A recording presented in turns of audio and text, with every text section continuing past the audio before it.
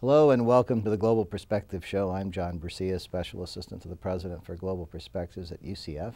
Our guest today is Phoebe Eng, a global strategist, the founder of Creative Council, and someone who has some interesting suggestions for us as we try to deal with the current recession and possibilities for the future. Welcome. Thank you, Phoebe John. Eng. Thank you. Tell us a little bit about your organization and about the concept of fluency. Okay, well, I started a group called Creative Council, which is really about popularizing social justice issues, putting together artists, creatives, the creative community with advocates, because I found that there was a gap between the two cultures, but that there could be such tremendous potential if artists and activists and advocates got together, try to explain the way that they see the world and the way that they do their work, and perhaps even collaborate. So that's a project that is one of many that I've incubated over the years. Now, you have provided advice to any number of organizations of various sizes, from mainstream businesses to others. How are you able to adapt your suggestions and strategies to so many different diverse environments? And I've seen people respond to you, and they all come away feeling that they've secured a piece of information or an idea that they can apply in their specific operation. Yeah, well, I really concentrate on a central proposition, and that proposition is around fluency. The idea that if one has the skills to cross borders, to understand and be understood across borders, that that skill set can translate into so many different contexts. So as long as we stay with that particular objective, we're good. So I've been able to work with foundations such as the Ford Foundation, a number of their social justice advocates. I work with corporations, and I try to make them apply fluency skills to their campaigns, to their affinity groups. And it's really all about, I guess, a very deep belief that, that people's voices should be heard, that there isn't enough listening going on, and we are not trained in our educational system and in our in any of the ways that we approach our intellectual lives to exercise the skills of fluency, which are basically to listen actively, to incorporate learning, to be wide learners and very spontaneous appliers of knowledge. So you know, the ways that I do that. Really, it really depends on the organization, But in this environment where everything is compressing and initiatives and budgets and everything else are being trimmed, isn't there the possibility that we would actually move in the opposite direction of what you're talking about, because opportunities are less and more voices might not be heard? Well, yeah. How do we get past that? Well, that was a conversation in the late '90s, when people would look, for instance, at diversity initiatives, or they would see social networking sites where the premise was that every voice should be heard, and all people could think about was the cacophony that would result, that in fact everybody shouting into a black box with nobody listening would lead to nothing. It doesn't work that way. And to a certain extent that's true. I think that that the way that I've applied fluency and the way that people are able to voice their opinions has to be done in very marshaled ways, in ways that have a certain amount of discipline around strategic communications and messaging, especially when applying fluency to social change initiatives and branding in the private sector. But that's such an extreme situation. I mean, there are still so many people whose voices within institutions, within nations, within cities, within communities that have yet to just be heard authentically for their own voice. There are just too many communities, and I see this happen with women's communities, for instance, and poor communities where words are always spoken for them. And so a lot of what I do is try to put together processes and mechanisms that allow their voices to be shared in the most authentic way. So there's no translation, that people get to experience what that feels like. And so few people within marginalized communities have ever really felt that. So, why don't we just maybe start at the macro level regarding some of the problems that we have in the global economy today, and then come down to how individuals are affected. And I'm thinking specifically of some conversations I had recently with some prominent business leaders who were trying to figure out how to raise the level of confidence in the society. And I said to one, well, what would you do? And he turned to me and he said, let's just stop everything for a short period of time. He said, I'm personally concerned because so many people in the news media, for example, seem to be in campaign mode. This is carried over from the recent elections, and they're still in campaign mode, so every time something happens, they have to analyze it and dissect it down to nothing, and the result is every idea seems to fall apart before it really gets anywhere. And he said, why don't we just have a moratorium on criticism and try to put into motion some practical steps that can lead to solutions. And I said, that's an interesting thought. I never looked at it in exactly that way. He said it would help me and my colleagues immensely as we try to move beyond this crisis. Mm-hmm.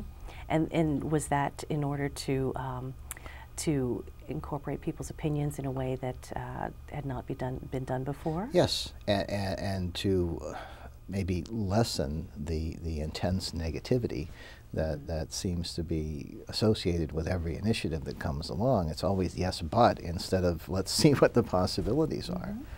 Well, you know, I did a lot of work with an organization that I co-founded called the Opportunity Agenda, and that was a think tank that was all about framing and messaging. And some of our initial research was that we do fall back on old frames. You know, unless there is some time to just sit and think about, you know, the kind of knee-jerk responses we have to current social issues, to even the economic crisis right now. Unless we really sit back and analyze, you know, what are those frames that are leading the way we think, the way we see the world, then we kind of get caught up in a bit of a kind of self-fulfilling cycle. We can never come up with very good solutions because we're caught in this kind of drumbeat echo chamber where you know, views of common and current thought are just echoed and validated. Anything that falls outside of that is seen as, or not taken up, or seen as kind of outlier opinion. So the Opportunity Agenda really analyzed how is it, for instance, that the American myth of the American dream is processed. How, you know, how is that actually being kind of narrated in the media? And we found something very interesting, that there are actually two different frames around what thriving and opportunity are in the United States. When people are asked, you know, what does opportunity mean to you? You know, there is one view that opportunity is basically just a chance, and you get to either do very well with that chance, or you can blow that chance. But that is really kind of the self-reliant, Lone Ranger view of opportunity. Basically, it's a very bare-knuckled kind of competition-oriented frame of opportunity, where if you fail, it's really your fault. And there's another brand of opportunity that is probably kind of the weaker frame, or so it was until the present administration, President Obama, took office, and he had this wonderful campaign around reframing opportunity. But that is that opportunity is actually a set of conditions, and that it's not a chance that you blow or can grab the brass ring with and run with, but in fact it's a package of situations that give you basic security, that allow for your voice to be heard, that are about being able to rely on a community that will catch you when you fall, about having mobility and a sense of equity so that you know that if you're putting in your best effort, you're going to have a similar shot or a same level of a shot at succeeding as the person next to you.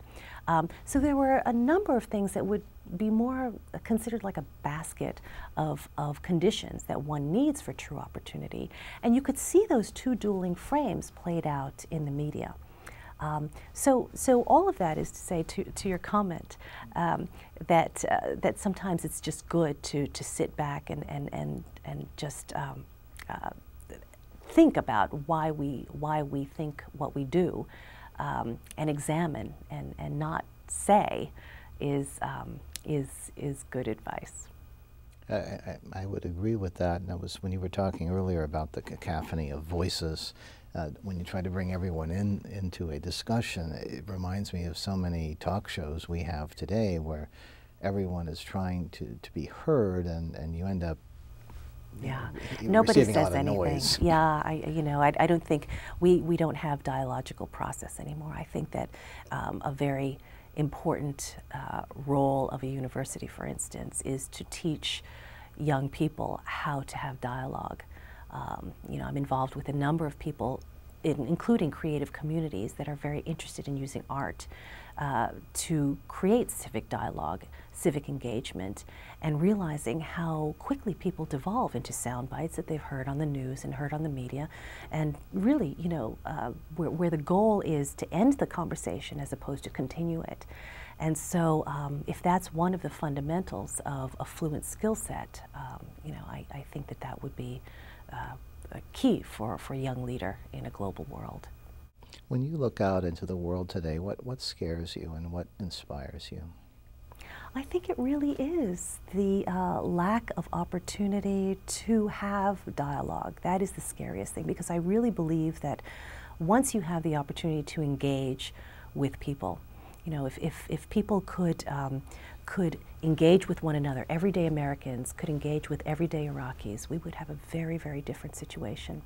I see this played out in a wonderful exhibit that's going across the country. It's called "It Is What It Is," and it's by an English artist, where he's going around with a group of Iraqi experts, just so that people in small towns around America can ask any question that they want to.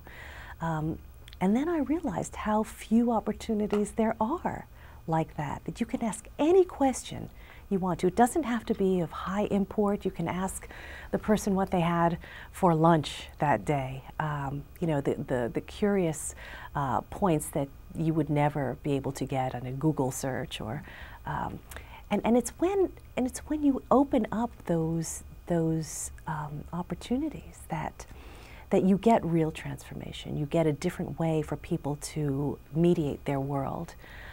So I always believe that we ought not to rely on technology or the television or all of the different, even all the social networking, wonderful 2.0 tools out there for us to get our news.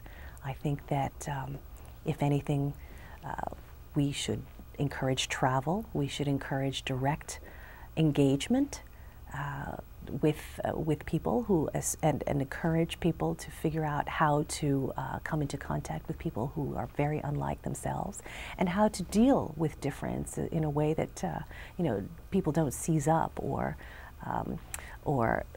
find ways to disaggregate their experiences. I think our educational system is so much about disaggregation. It's about analysis based on slicing things and making them smaller so that we can understand them, using processes, from philosophical disciplines all the way into legal disciplines of finding ways to distinguish, as opposed to finding ways to aggregate. What is it that we have in common? What is it? That doesn't make the news. That's not newsworthy. That's not academic worthy. As much as distinguishment or distinguishing is. So I think that if we had a different approach to looking at issues in general that are more about finding what is common, I think we'd have a very different way of moving through our public policies, our social policies, our diplomacy. What are some rays of hope out there for you? The rays of hope. In terms of the broader economy or maybe specific sectors, is there anything that inspires you, especially inspires you? Yeah, there are a couple of things. I don't know if you have stories related to some of them or not, but yeah. There are a couple of things. I think there is a new generation that takes for granted that the world is global and that borders have dropped. I think for a generation that takes that for granted, I would hope that they also educate themselves to understand that while the movement of capital and stuff is probably freer than the movement of people, and or that there is still great inequity, even though there is a lot more globalism, a lot more travel, a lot more trade. That would be an important caveat that I would want every young person to think about and study in some way. But I think this taking for granted the fact that it's possible that we can live in a society that's a lot more diverse than the one of a previous generation is a step forward. So, I also like the emergence of human rights as a framework. I think that in and of itself encourages an intersectional approach, or an approach that is aggregative in some of the ways that I described, just because a human rights framework implies that you need many things to happen all simultaneously and connectively in order for a person to thrive. I think that growing awareness of human rights as something, especially for Americans, is an issue or a way of seeing our policies and our experience as Americans is a coup. I think it's interesting to see how human rights language and human rights logics are being embedded in state constitutions. I think that's very, very promising. So I'm very excited about that. So it used to be that, and I think it probably still is to some extent, people see human rights as a doctrine that is applied to other countries, to regimes and torture, and places outside of the United States. But more and more, and I think it's because of a growing movement of social justice advocates that understands a lot more about communications, number one, but also understands that human rights doctrine can be applied to healthcare access here, can be applied to discrimination here, can be applied to education rights here. It's pretty groundbreaking. It is, and I was just thinking back to the 1970s, when there was a tremendous emphasis on civil rights domestically and human rights internationally, especially during the Carter administration. And it's not to say that other administrations haven't done good work in those areas, but you saw more of an emphasis then, and there seems to be more of an emphasis now. And at the same time, there's not general agreement on a global basis as to what human rights are, and I think that we often tend to look at human rights in this country through the political prism, whereas in many other places they look at them through the economic prism. And how do you bridge all of that, and how do you come to a consensus as to what human rights are and what the standards ought to be? We have a universal standard that was set out by the United Nations decades ago, but not everyone buys into that today. And very broadly described. I mean, the Declaration, the Universal Declaration of Human Rights, is there's lots of room in there for all kinds of interpretations. But the fact that the rights are indivisible and interconnected is a fundamental understanding that I think is breakthrough in terms of the ways that we see rights in general. So even if that is one of the only things that a world community can agree on, that would be quite something. Give us a couple of suggestions that you would have for organizations, whether they're businesses or others, that are trying to navigate through this very, very difficult time. What are some, maybe 2 or 3 points that you would share with them that might lift their spirits, provide a little bit of confidence? Yeah, well, you know, I really do believe, you know, despite the fact that the Wall Street is reeling, and of course people's balance sheets and financials are, you know, in huge limbo, that a lot of our economy and its direction is emotionally determined, and so I feel as if you know, if there's any way to show hope for future projects, for inspiring morale for any of the employees who are still left in our corporate institutions and as well as public institutions, I think that would be a step forward. And I also think, you know, perhaps as you were talking earlier on about just staying still for a moment. I think a lot of us are staying still. A lot of us are really assessing, you know, what we've been doing over the last few years, what we're involved in now. Does it have meaning? And so I think that this is a wonderful time to be exploring the values that drive us. It's a wonderful time for entities, both in the private and public sector, to be re-examining their values and to really dig deep to see whether their practices their actions have been meeting the wonderful words that are posted on their walls in their halls. And so I think that's another suggestion. Another one would be, and this is something I shared this afternoon with you, is I would love for us to be brave enough to start retooling the bottom line. I would really like for us to be thinking about what kind of financial reporting, what kind of reporting to the Securities and Exchange Commission, and you know, all of the watchdog institutions we can share that would show that our institutions actually reflect our values. And this is happening in many different contexts. I see economists and certain social venture capital investors taking a stab at blended bottom lines, you know, trying to blend concepts of social capital with conventional profit analyses. But it would be really great to see some advancing on that. I know that it's happened before. We can value many different things in our financials already that are intangible, things like patents and copyrights and air rights and market dominance.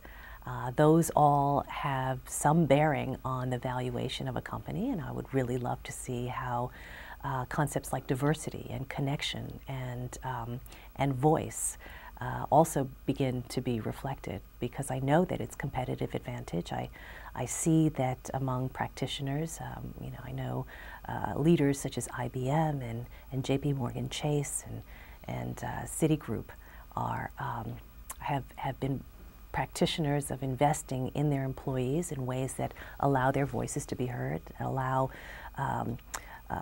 historically marginalized groups to be more represented in the upper ranks of their management and executive leadership. And I know that that gives them ultimate market advantage, but to what extent we don't know yet. And until we start measuring that, we won't know. And unless we measure it, we won't change it. So, yeah. Well, thank you, Phoebe Eng, for joining us today. Thank you. And thank you for the Global Perspective Show. I'm John Bercia. We'll see you next time.